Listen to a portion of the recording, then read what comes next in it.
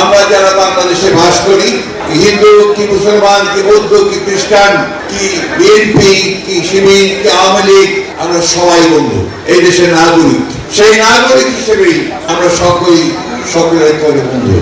কিন্তু দুঃখজনক হলো সত্য যে বিগত 15 বছর যারা আমাদেরকে ভুল বুঝিয়ে আমাদের ভোট নিয়ে আমাদেরকে শাসন করেছেন, তারা এই 15 বছর আমাদেরকে বন্ধু হিসেবে মনে করেননি, মনে করেছেন প্রজা হিসেবে।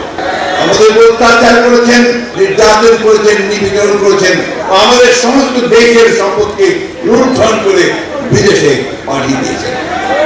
আমি কয়েকদিন আগে চিকিৎসার জন্য ব্যাংককে গিয়েছিলাম।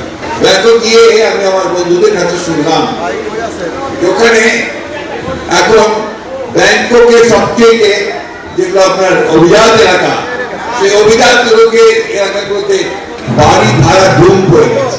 সেই বাড়িগুলো ভাড়া করছেন সমস্ত আওয়ামী লীগের বিতাড়িত নেতৃবৃন্দ, এবং তারা কিন্তু গাড়ি কিনছেন, সেই গাড়িগুলো কোনোটাই আপনার 2 কোটি 3 কোটি টাকার কমে নয়। এটা কোথেকে গেল?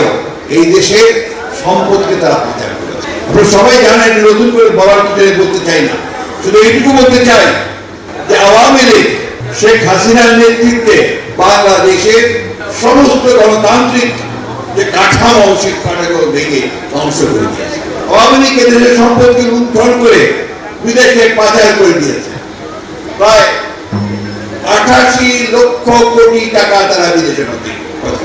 মানে আমাদের সম্পদ বলতে কিছু নেই, সব পাচার হয়ে গেছে। আমাকে একজন অর্থনীতিবিদ জিজ্ঞেস করছিলেন যে দেখে শুনে তো মনে হচ্ছে যে পরে তোমরাই রাষ্ট্র পরিচালনার দায়িত্বে আসবে, জনগণ তোমাদের উপরে আস্থা রাখবে, তো দেশ চালাবে কোথেকে? কারণ টাকাতে সব পাচার হয়ে গেছে। অর্থাৎ আমাদের দেশের অর্থনীতির অবস্থা কি করুণ করেছে, সেই জিনিসটাই শুধু আমি আপনাদেরকে বললাম।